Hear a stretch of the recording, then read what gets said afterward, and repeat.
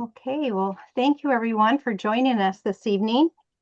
I just have a few announcements. I wanted to mention that we're talking about doing a July outing to the Columbia County Fairgrounds in St. Helens. Go to the fair and the rodeo.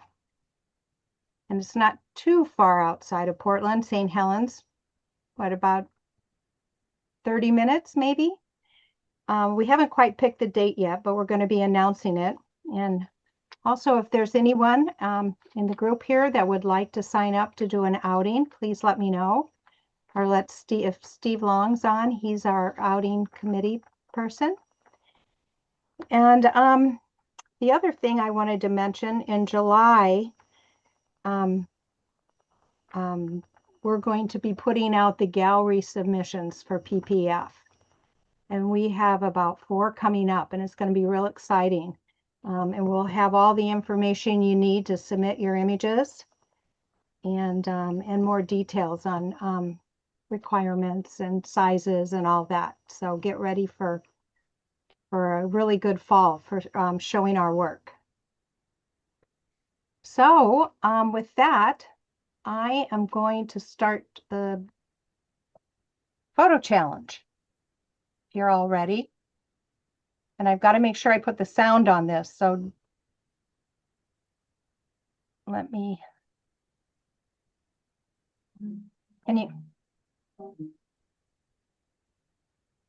could you hear that? Heard something. Could you hear the sound on that? I want to make sure you can hear the sound. Dawn, did you hear it? Well, it's not playing, so Okay, I'm going to just try it. I think I have the sound on it and everything, but let me know. Here we go.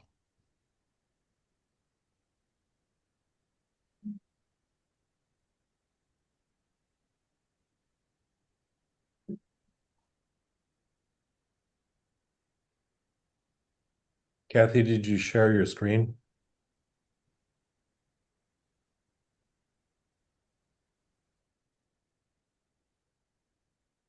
Okay.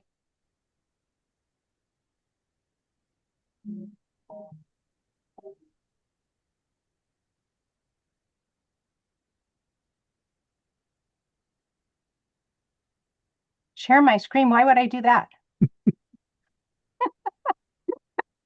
I don't know. Okay, now we're ready. Good. Who just asked me that? Oh, we'll go. Okay, okay. Logan did. Oh, hi. Oh, hi, Logan. Thank you. It's playing.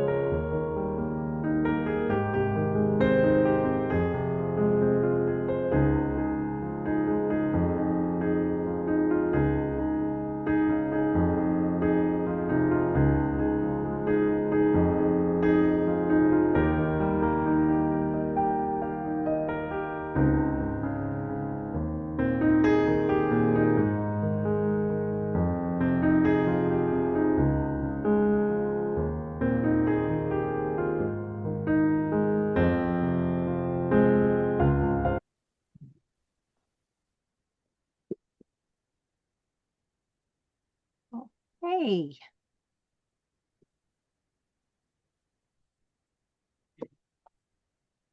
All right. Thank you, everyone. Those were wonderful, and we had a lot of good images in that group. Wonderful. Thank you. So I'm going to be introducing Doug Rundle. Doug Rundle is a Portland-based photographer whose love of the medium began early, inspired by his father and uncle. His father introduced him to the magic of developing film and making prints at home, while his uncle was part of the Bay Area photography community and knew Ansel Adams and Edward Weston. Doug's photography reflects both energy and a thoughtful artistic focus. He is especially drawn to the natural landscapes, from sweeping scenes to quiet details, and his images have been featured by Yosemite Reserve, Patagonians, The Cleanest Line blog, American Rivers, Bay Nature, and other environmental and conservation organizations. Doug is a PPF member, and Doug is having a photography show coming up in August at the Portland Japanese Garden. And so PPF is planning an outing to see Doug's show, and the show is called A Second Look. So that'll be exciting. We're delighted to have Doug here to share his photographs and the stories behind them. So it's your turn, Doug. Kathy, you need to stop sharing your screen. Oh, yeah. Good idea. And then Doug can take over. Thank you. I'm so excited about him All right. presenting. Kathy, thank you for that generous introduction. I appreciate it. So I have a short presentation tonight, and it's about White Sands, New Mexico. I had a chance to go there in April, just a couple months ago, my first visit. And it's a place I'd wanted to go forever, and it proved every bit as interesting as I hoped it would be. So for the most part, I will let my images speak for themselves. And just a couple of introductory comments. At the beginning of my presentation, there's a couple of slides of footprints. The first footprint is a contemporary footprint that I found in the sands and took a photograph of. And the second one is a photo supplied by the National Park Services, and it shows footprints that are 20,000 years old that exist at White Sands. So it's a place that's had human beings crossing back and forth for a very long time. And one of many things that makes it an interesting place. I'm going to go ahead and share my screen here.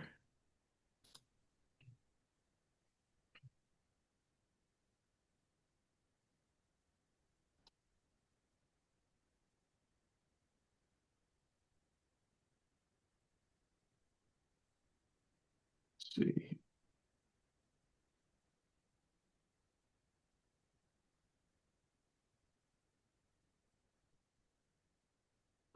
And then the other thing I'll mention is towards the end, I've included some slides of an interesting little town on the way between coming home from White Sands to the airport in Albuquerque, a little town called Carrizozo.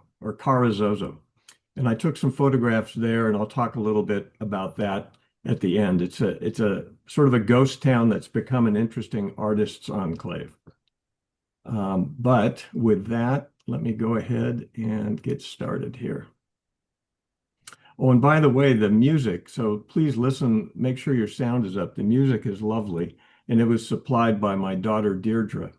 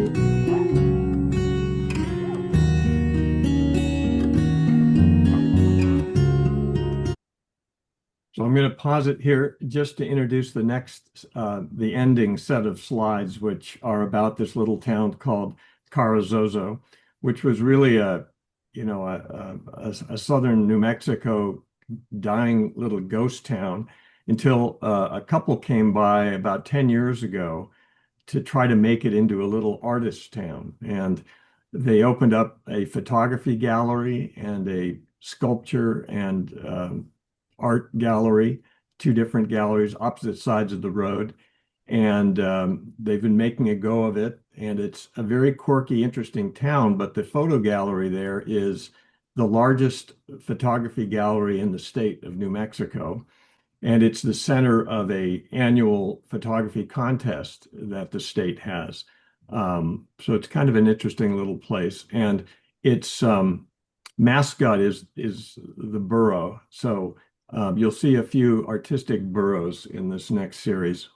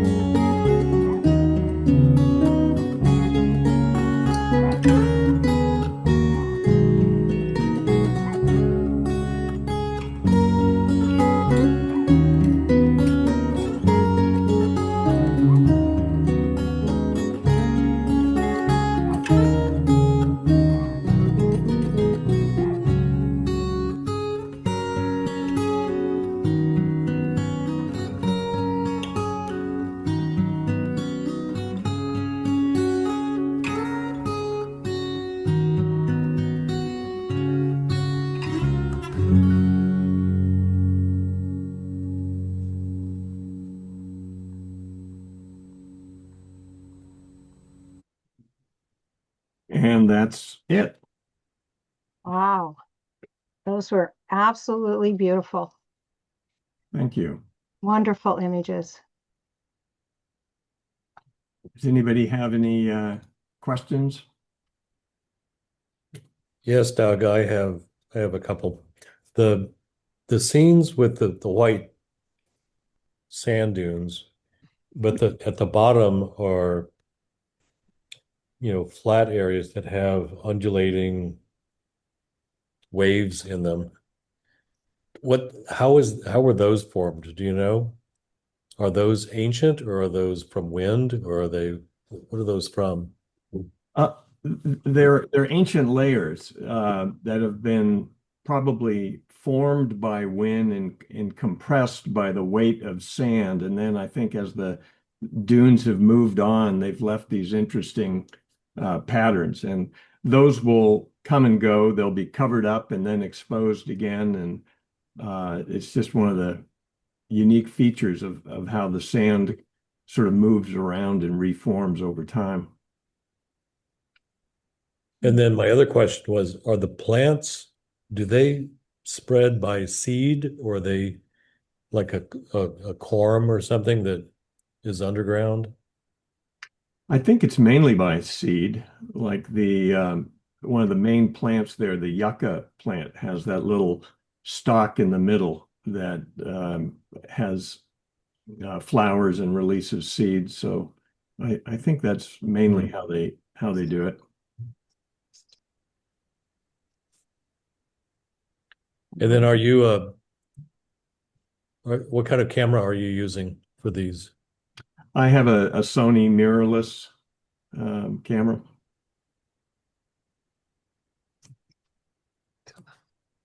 The music was beautiful, Doug.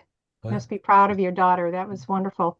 Yeah, she's on the call, so give her a round of applause if you enjoyed it. I did. Very nice. Yay, great job. All right. Well, thank you all very much. We would Appreciate- like to say thank you, Logan and Fretta. We really enjoyed your photographs. They were beautiful. You look like you had a lovely time taking them. It was a great experience to walk through the sand with you. Thank you. Thank you. Mhm. Okay. All right. I have the pleasure of introducing our next speaker, who's Jennifer Spelman. Jennifer is a documentary photographer, educator, and workshop leader whose work reflects both strong artistic vision and a real connection to the people and places she photographs. Her travels have taken her to Cuba, Iraq, Turkey, Morocco, India, Romania, Spain, Mexico, Japan, and Vietnam, with Cuba becoming an especially important part of her creative life through more than 50 visits. I'm just tired listing all those. She also shares the experience through her teaching, including her work with the Santa Fe workshops, helping other photographers develop their eye and deepen the way they engage with the world through her images. Please join me in welcoming Jennifer Spelman. Jennifer, are you there? I am. Can you hear me okay? I can. Hi, Kathy. Excited. Thank you so much. Hi. We're so excited to have you here. Thank you. Thank you all. And Doug, I enjoyed your images. I spent 20 years in New Mexico and never got to spend enough time within White Sands. And you made me like feel the sand. I wanted to go back there. So thank you. And Thank you. everybody's images.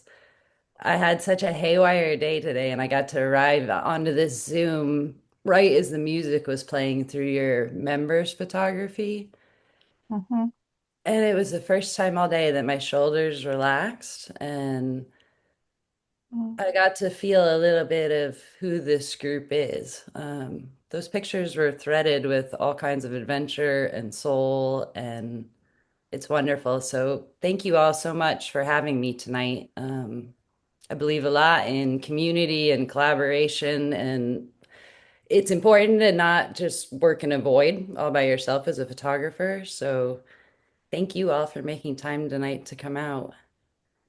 And we Thank you can for being here. dive right into my images if I can figure out how to share my screen.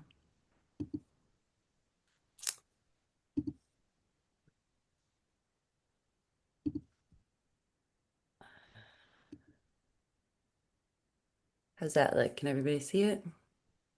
Yeah, let me see if I Yep. can make it bigger. There we go. Okay, so when Kathy talked to me about presenting to you all, and I sent her the title of Tell Me About Your Trip in 3 images or 3 million, I didn't actually expect anyone to take me up on the idea of 3 million, but when Kathy and I met a few days ago to practice our Zoom, I mentioned to her that I could probably go for at least 6 or 7 hours tonight. And she just laughed. And so I hope you all are ready. I know everybody knows about editing images and how I'm only teasing. I will get you out of here early. It's almost 11 here my time, so I'm had a few espressos.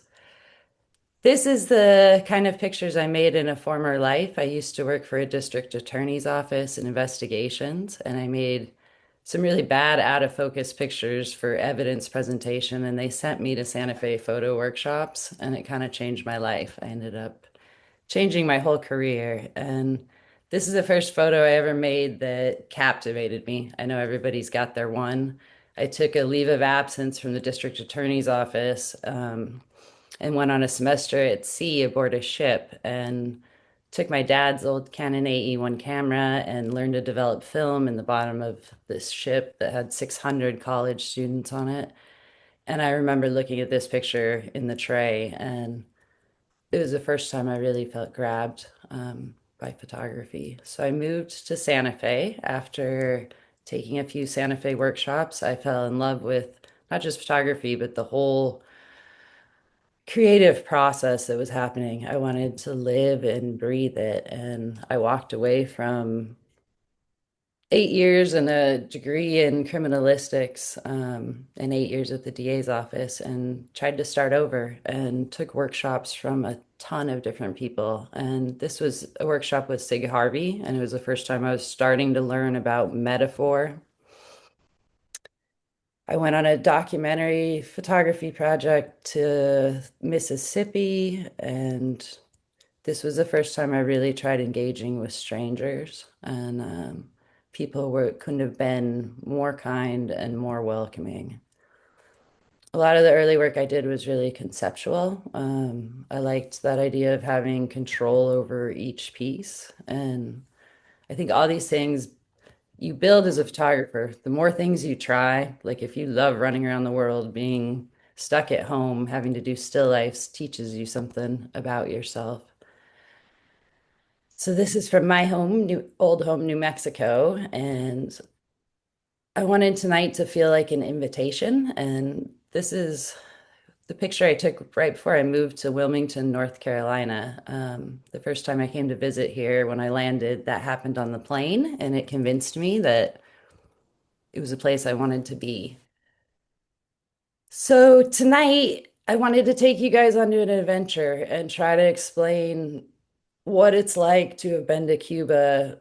It's not just over 50 times, it may be closer to 100. They're month-long trips, layered sometimes with trips to India, Japan, all over the world, sliced together. And how I try to make sense of that work and how it's changed over the years. I feel like it was much more controlled when I started, and this picture is part of what changed my photography.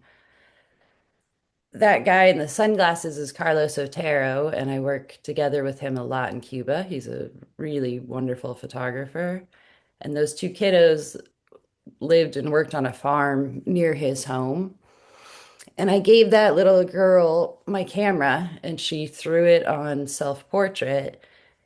And I looked at her pictures later, and I thought they were more alive and better than the pictures I had made. And that's a really crazy thought after you've spent 15 years trying as hard as you can to make serious photography, that a kid can take a camera and make something that feels more alive. And that idea started to kind of shift my photography. I started working mainly with an iPhone, and I wanted to be as unencumbered in the world as I could be. I went from being really weighed down on a lot of equipment, sometimes taking multiple cameras, to moving much more nimbly. And I always love trying to find a new way to photograph the Taj Mahal. This is a picture out the ferry in Turkey, and I really love moments like this where you have to be so present that you know the bird is going to fly by but you don't raise your camera too soon because you don't want that guy to turn and to look at you. And in those moments, I feel more present, I think, than any other time in my life. I wanted to try and share a few new ideas. They're really raw, and this is the fun of sharing, I think, with other photographers. I love the idea of conversation between photographs and how places that aren't connected have that kind of conversation. And so I wrote this earlier. I traveled 1,000 miles looking at remarkable things, yet what stayed with me were two disappearances. A woman hidden behind prayers, a monument hidden inside a reflection. Perhaps beauty has never loved being captured, perhaps it loves being discovered. And so I love when things have like not just similar shape and palette, but they also all of a sudden speak to each other. And this has that same idea under it. I think it's less about either of these as individual images, but the ideas under them captivate my soul. The picture on the left came from the tiniest little village in India where they put on this magic show, and everybody goes out and they create these incredible things that are actually really hard to understand how they work. And this idea of balance and fragility, and this image on the right that has the same kind of visual structure and is about worship and also ideas of structure and strength and how they play together. And my favorite thing to do with my images is to print out hundreds of them and start to figure out how they have those kind of conversations. So I didn't make them all as diptychs tonight, but I love the idea of how things interact. And I also like really trying to go to iconic places and figure out how I can put my own stamp to them. I don't know if anybody's ever been to these Tory Gates, but the true trick of this image is not the scarf floating in it. It's the fact that there's not a million people in the picture. I had to get up at like 5 a.m. or whenever. I was the first person, I'm sure, in line, and I had to run really far in to get to this point where I could just be alone with the gates. And that's the great thing of what we do as photographers. Like, why would you ever do that otherwise? And I remember that's a scarf that my mom made for me, and I brought it all the way there, and it made such a cool corkscrew. I love those kind of moments. This is a recent picture from Iraq, which I'll talk about more in a moment, but I love that photography helps me see moments like this, kindness, like when people are extending a hand. And a friend told me before I spoke tonight, he said, make sure you give them at least one takeaway, that there's something that they leave tonight with. And I thought about that for a little while, actually. And my takeaway to everybody is that in 20 years of bounding around this world, I've only found people to help me. I've really never had a bad experience. I've never been robbed. I've never have. The world is a lot safer than the news wants to make it out to be. There's a lot of people having a really rough time, but I feel safe moving just about anywhere in this world. So this is from my home state of New Mexico, Turkey.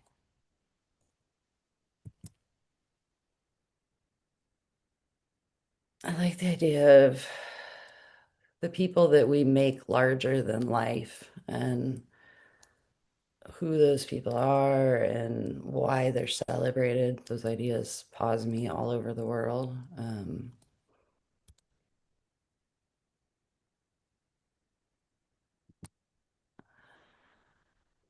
This is Arian Chang. I'll talk a little bit more about him later. If you don't know his photography, he's brilliant, brilliant Cuban photographer. I like when fish look like stars, and this is the fun of the fun of the iPhone, that it makes it so easy to be able to actually get in and actually be a part of things. And I think that's part of what I love about it, that I used to feel more removed when I had my camera sometimes, and this lets me sit underneath things and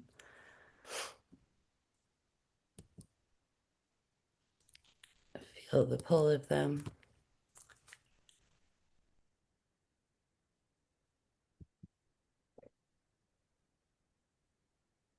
I'm really captivated by when palettes speak with each other.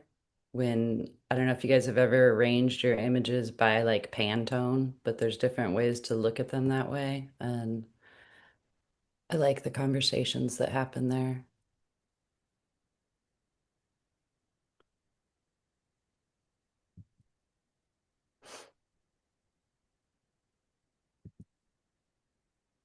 So this is the loosest selection of photos that I've ever shown, but I wanted to try and be honest to the way that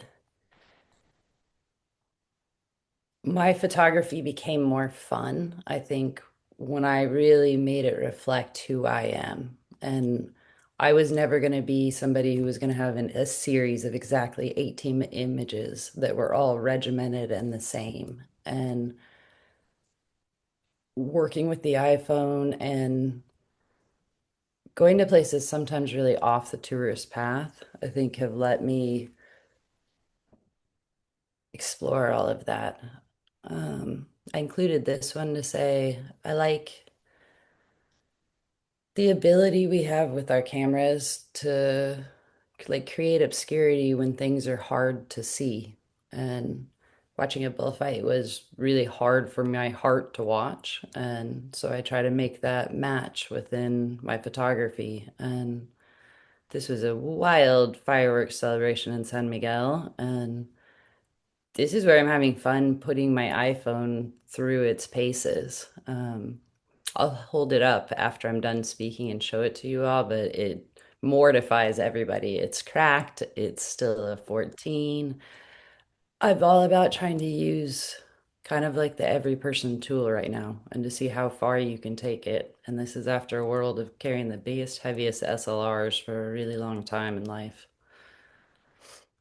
That's San Miguel de Allende on the left, and that's behind the stage at Tropicana on the right, where I've gotten to be many times. And it's a wonderful place as a color photographer. San Miguel de Allende. This was about ideas of like what fashion means, and what does it mean when what are the things that are put on display and how we do them? And what is the feeling of like an exclamation?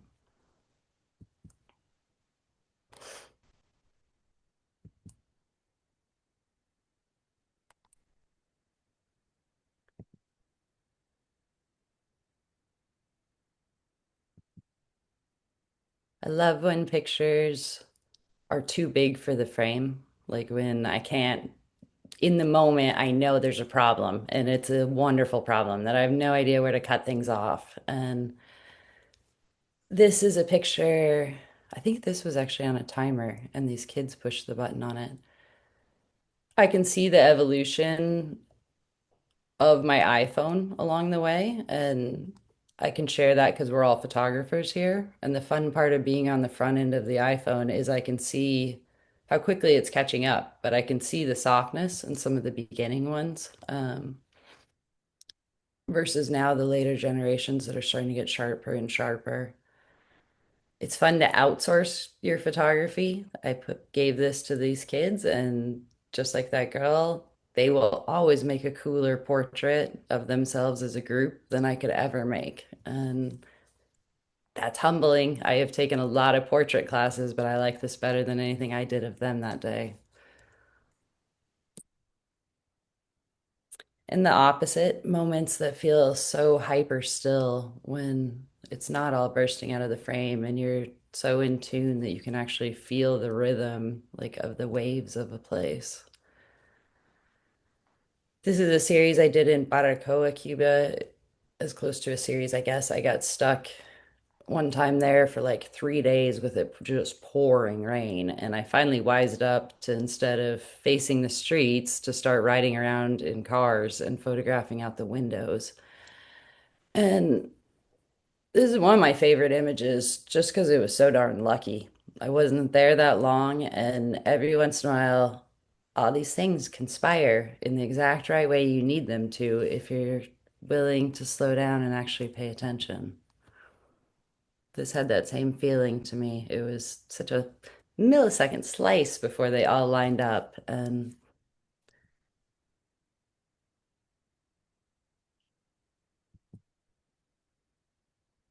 again, I'm having a really fun time trying to put my iPhone through the craziest situations I can to see how much it can handle versus carrying an SLR.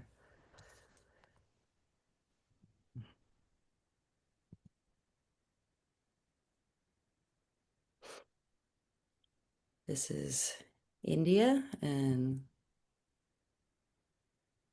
San Miguel, Mexico again.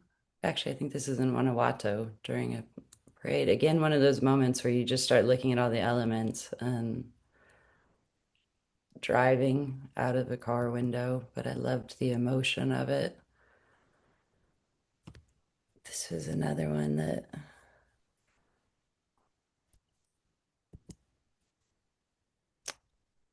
I wanted to just read something that I had like written about it.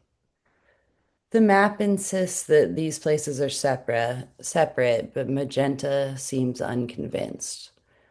I don't know if you guys have certain colors that like reappear a lot in your work, but there's this hypercolor magenta sometimes that I find over and over, and it thrills me. Like I know the exact Pantone feeling of it.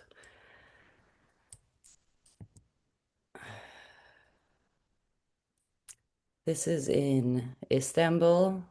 There's really cool cisterns underneath the city, and they change color. One of the neatest places structurally I think I've ever seen in the world. I couldn't, very, very cool. I like when notes of a place infuse the way I want to photograph it. So Japan feels very structured and very orderly to me compared to Cuba, that's always kind of pushing at the seams, or India. And so I try to make pictures that are dependent on that, that feel particular, just light that I liked and lines.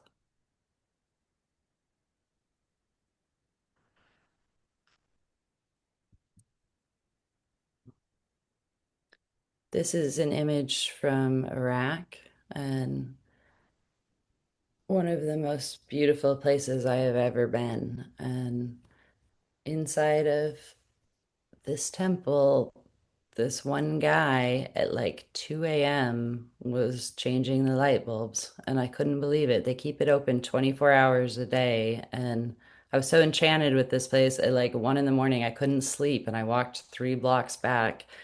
And this was the reward for getting up in the middle of the night, that you see the guy who actually takes care of the place. And what a grand job, right? Like you have infinite job security here.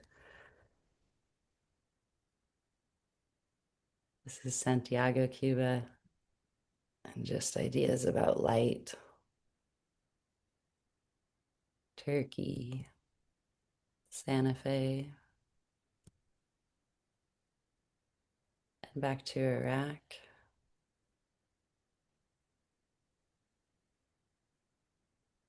I own a company called One World Scene, and it started out as we published magazines in the very beginning, and I'll show you a few of those issues. And then we later started leading trips to Cuba.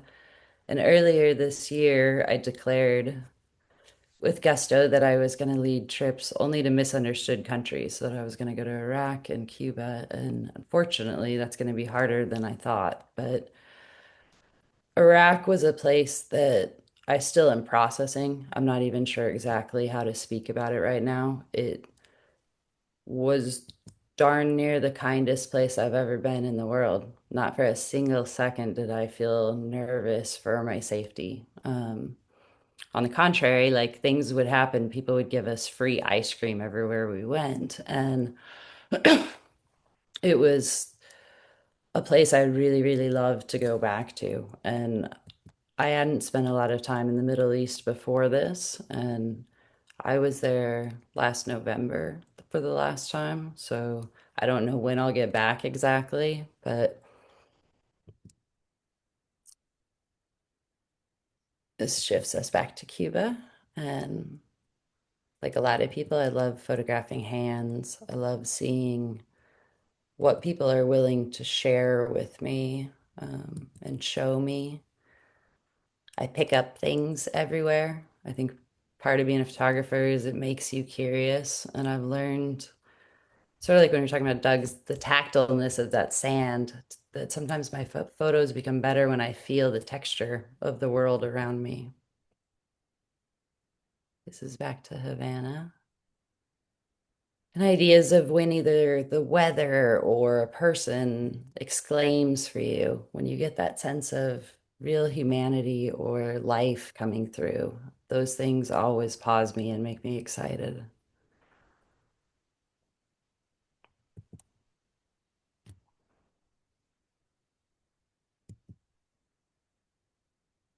I love balconies. I've spent a lot of time on Cuban balconies. I don't know if this is apparent what it is or not, but this is that small festival in India again, in a town nobody would have ever heard of, and they paint their cows, and it looked almost gold. And this is what's attached to that, just so you can see. But I thought it was so special, and I love the gusto the whole world has to celebrate different things. Oh, got that one twice. Like again, when moments align in totally different places, but they spark an idea of another place that I've been before.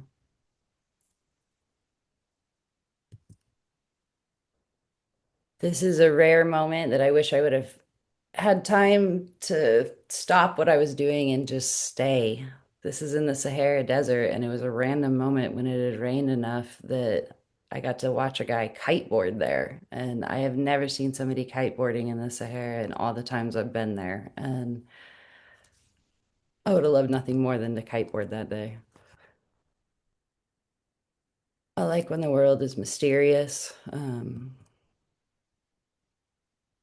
The really sweet, tender moments that people will let me into. The different moments of spirituality that I'm led into. This is a really recent picture from Bhutan where I just was. This picture, I don't know if I'd write home about it as an image, but I'm sharing it tonight because it was one of the pictures that changed my mind about using my iPhone. It was one of the first times I started using the volume up button to make pictures. And I don't know if you guys have ever triggered your iPhone with other ways other than pushing the shutter, but it lets you get into moments closer sometimes without stepping on them. And that was a moment when I also decided that was a tool I really wanted to play with more.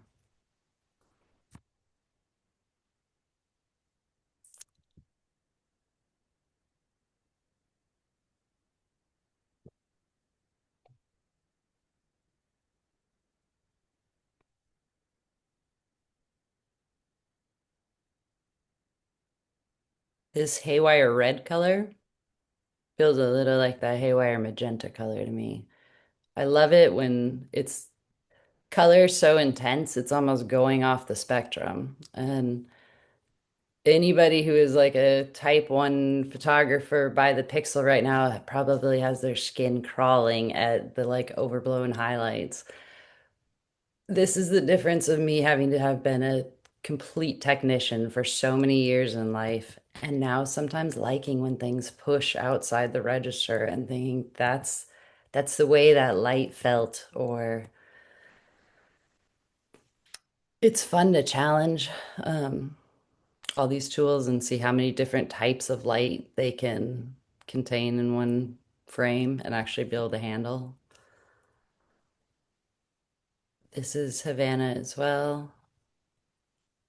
I guess my favorite thing to do in life is when I'm not working someplace and I have free time to just wake up early in the morning, catch that really angled light, and see what happens through swatches of light.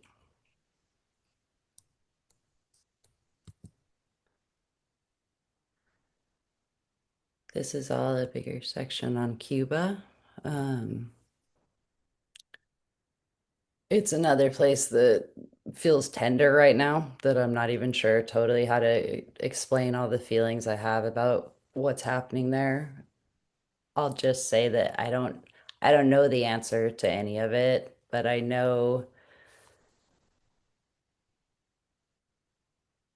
that they have their own spirit and passions, and I hope that gets to come through, whatever solution happens for them right now.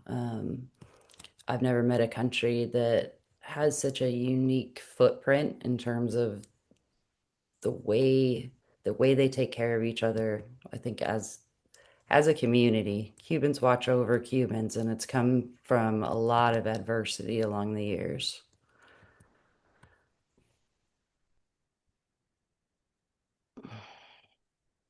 So again, trying to take iconic things. How do you take the old cars that have been photographed so many times and show them in a different way?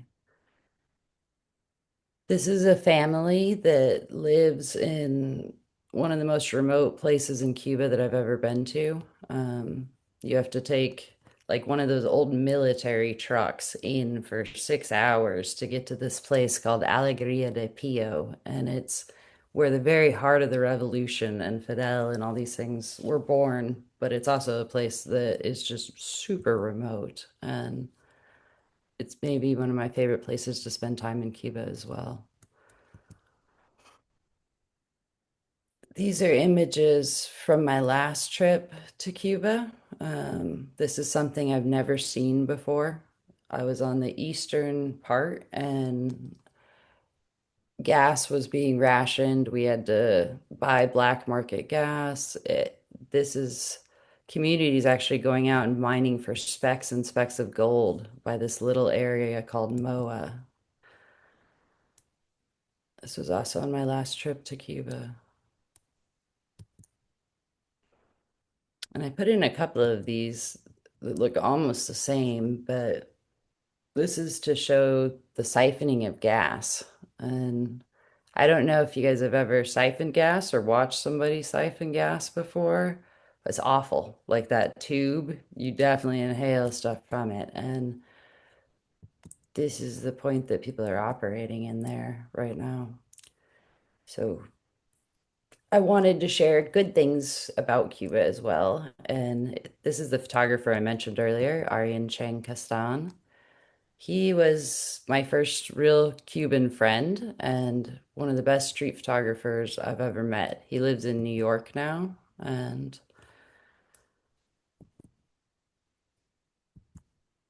this is his image to inspire you to go check out his work. He's the one that really made me start to think about timing and can you add something else? There's almost always time to add one more layer into something. He is like a ninja. This is also his work. And the other Cuban photographer you should keep on your radar is Carlos Otero. That's him in the front walking. That's also him in a fish tank.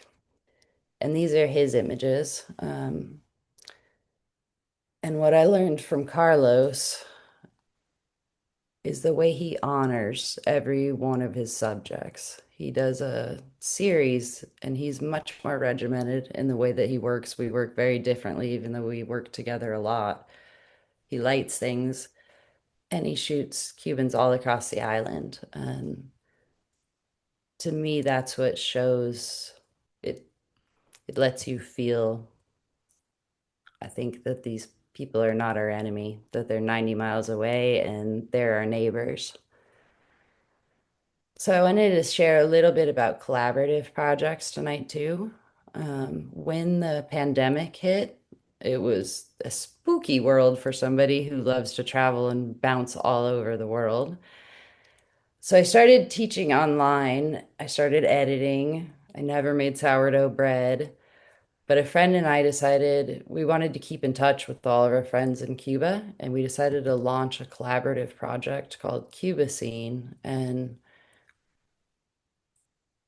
different photographers who traveled to Cuba through Santa Fe workshops with us submitted photography. Cubans that had worked with us on that side submitted photography. And we put all the work together and we published 9 issues over 2.5 years. And it's the coolest project I've ever gotten to be involved with. And I share it to say if you haven't really collaborated with people, actually done something where you work together on it, um, it makes the whole thing so much more fun. Doug, I loved hearing about your daughter making the music. I things like that I think are really special. The more you can work with other artists who write, who design, um, the designer underneath this project was Cuban. And all of these pictures, I should mention, this is Jorge Gabilondo. These were all submitted images. That's Lacey's Casada on the right, um, Carlos Otero on the left, and Reed Callanan on the right. Became such a fun time for me during the pandemic to take all these. Sometimes we had, I think, upwards of 500 to 1,000 submissions for an issue, and trying to figure out how these images would have conversations with one another. And I thought I'd share one other project, just because it's kind of the antithesis of all the wild color that I showed. This is called Sobre la Tierra Tremula, and this is, I guess, the more serious project that I've made on Cuba.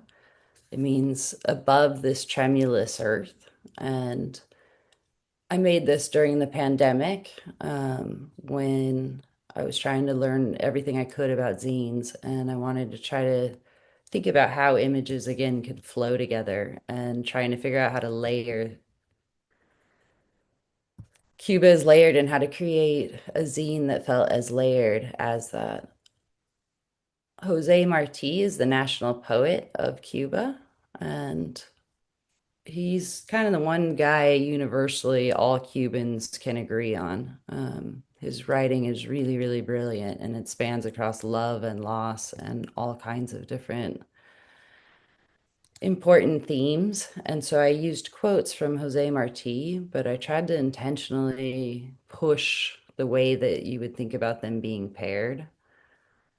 Um, I made sure to do the project in Spanish and in English because I wanted to share it in Cuba as well. And this is again to talk about working with a designer. This gave me an excuse to collaborate with a really good Cuban friend who was an amazing designer, and he helped me figure out how we could make the words feel like what the words said. So this idea of like a solitary crest, an upright plume, waves as warriors. This one again says sobre la tierra, above this tremulous earth. And the one on the right is a writing that was on the beach in this, or on the sand in a path, and it says go this way. And that feels like Cuba to me, that they're always sort of being directed by one force or another for 60 years through the revolution holding, but before that they had Batista. And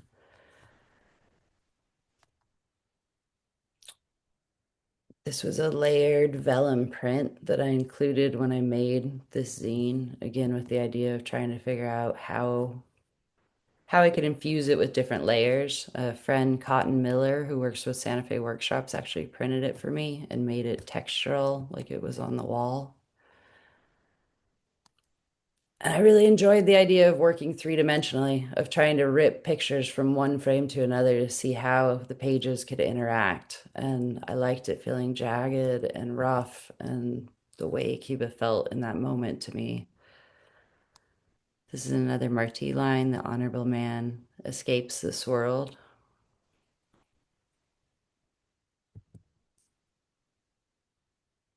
This was a double page spread.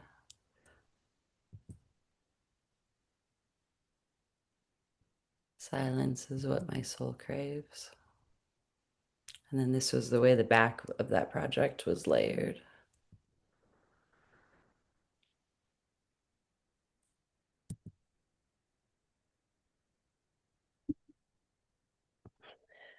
And I have no timer, and I didn't start it on my phone, and I have no idea if I was way too fast or way too slow, but that's what I've got for you all, and I'm happy to answer any questions if I can.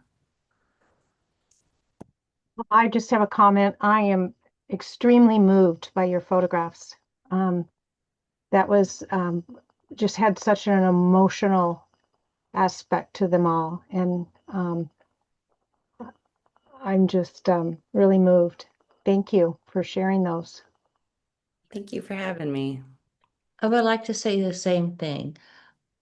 I, at the moment, feel that America or our government is being so cruel to the country of Cuba.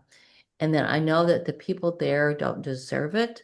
And my father, when he was in World War II, he traveled through Cuba as an airman, and they had a lovely time. And I have all these beautiful photographs of Cuba that my father took, of things of him being there. And so to think about what we're doing now and what the country has gone through the governments and stuff like that, and how lovely the people are, it's just wonderful that you got to go there and photograph and get to meet all these people. So thank you for sharing. Thank I you, really and thanks appreciate it. for sharing about your father's images. Those are interesting. You should scan those and yeah, spend time. Oh, no, it's my father's stuff is very personal to me. So, That but makes sense. thank you. Yeah.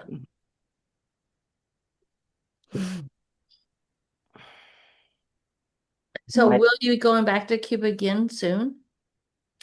Yeah, as soon as I possibly can. Yeah. It's Do you hot have your there. It's hot there right now, so right? And there's no unless I'm thinking about trying to create an exchange program of postcards through artists that have been to Cuba and Cuban artists. And if I can do that and get I'd like to do something that's conversational. Again, in this moment when travel is really compressed between our governments and when they can't figure it out, artists have no problem working together. And so, right. Well, artists are different than the government. yep, and we're a good bridge, I think, and those bridges are really important in the world right now. Like that's one thing we can do with our imagery. So I I hope agree. to, and I hope to return and take trips there again and take travelers there in the fall and winter, but it's just real hard to tell right now. So, of the artists that you know that still live in Cuba, are you in contact with any of them? Hmm. So, from what I've been reading in all the news reports, is that there's rolling blackouts and because of our not letting them have oil. Are your friends experiencing that? Uh, Yeah, I mean, it hasn't been easy in Cuba for a while. They've had just a rough roll since COVID. They've had a harder time rebounding, I think, than a lot of places did. And then their infrastructure is taxed in terrible ways because it's such a caustic environment being that close to the sea. It's super old, it's super outdated, so the equipment's failing on them. They had a hurricane, they've had earthquakes. I mean, they've had all these crazy things that happen there. And that on top of all of the restrictions that are happening right now. I right. don't, I'm not the person to really get deep political with any of it, other than to say I'm sad that the people I know, my friends, are stuck in between governments that just can't figure it out, like one way or another. Yeah, they're all experiencing those things. The funny thing about Cubans, though, is they have just this tenacious spirit. And every time I talk to them, like, they're still not beat down. And you think, wow, Excellent. they've got 20-hour blackouts going on. You can't keep your refrigerated food. You got to go find food every day. And yet they keep a sense of humor and they take care of one another. They're special. Like they genuinely are a special place because they've taken such a different path through history. Jennifer, your photographs that strike me the most are the ones that are so funny, that they're so explosively funny. No cartoonist could ever outdo these. It's just like where you find these is just, it's remarkable timing or whatever it is. They're just amazing. So thank you. Thank you. Thank you very much. We really enjoyed your presentation. Appreciate it.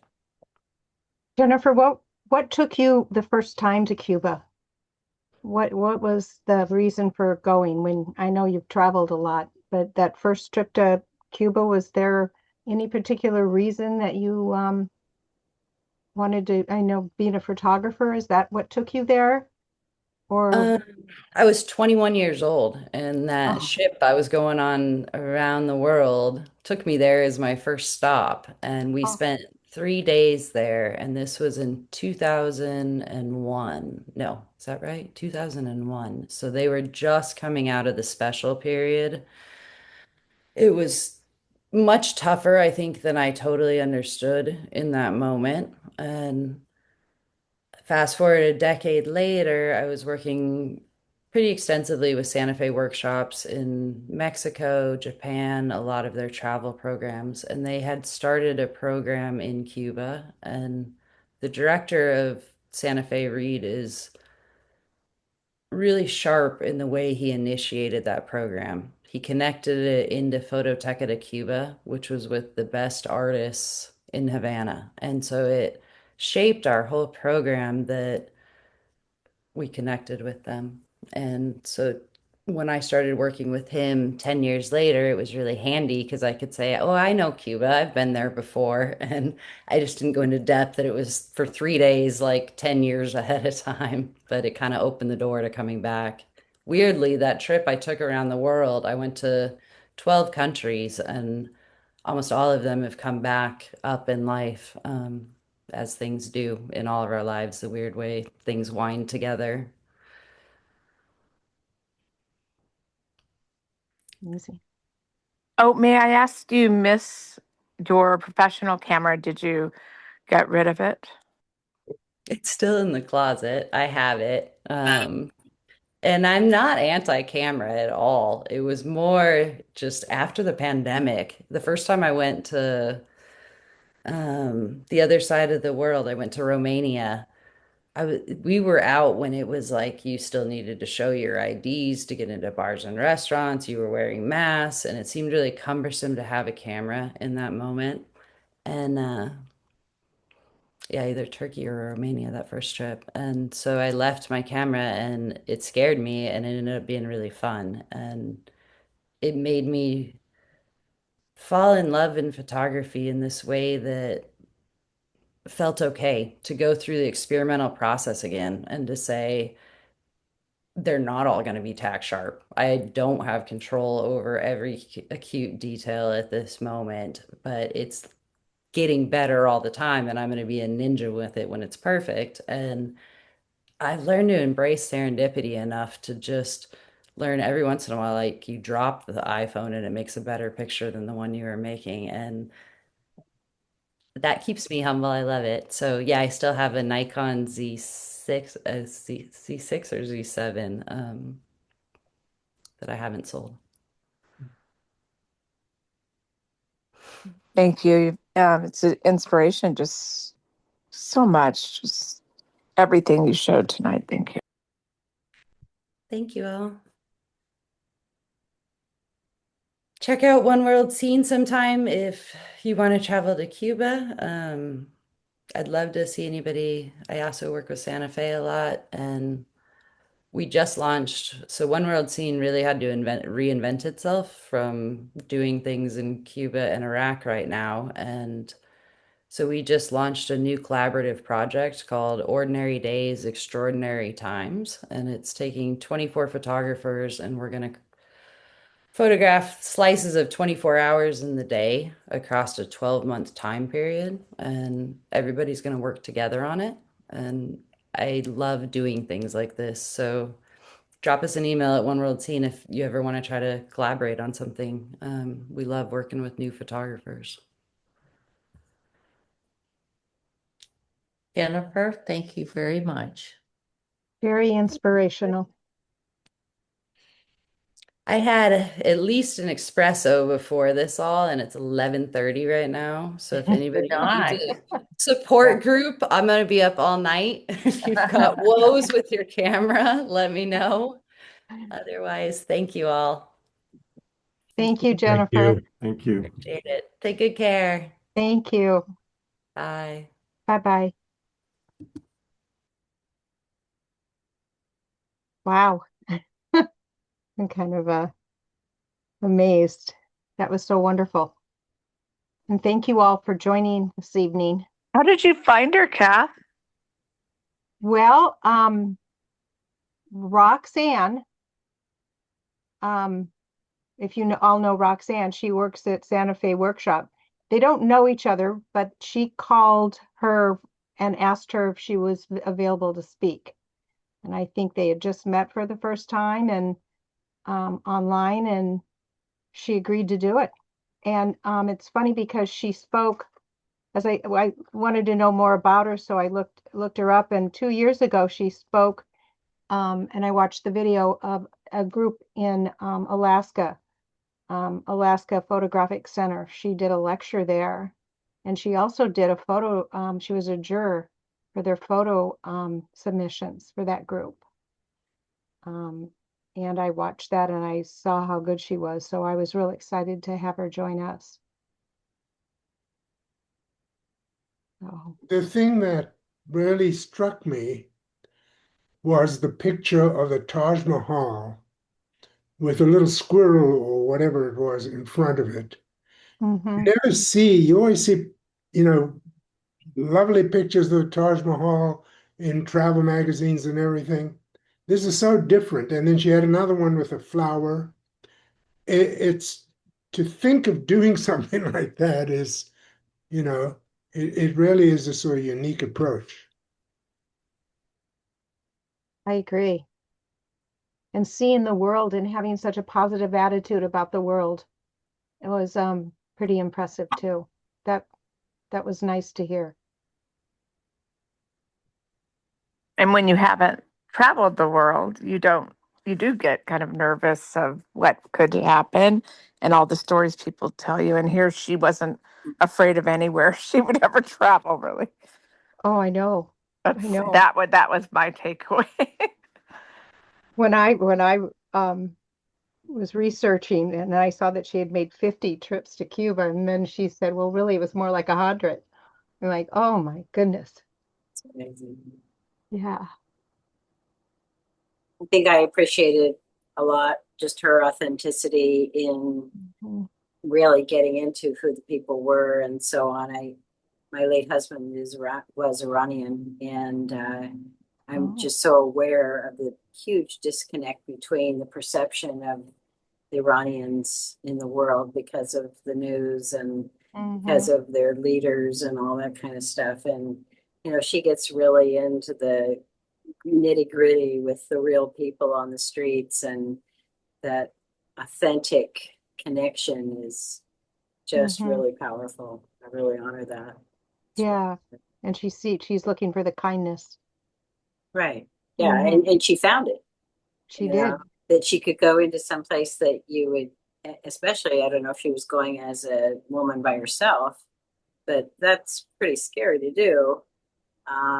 Especially in a place like Iraq, that everybody thinks everybody's walking around with guns and, craziness, and, that she found kindness and cooperation and was able to make such authentic images is really lovely.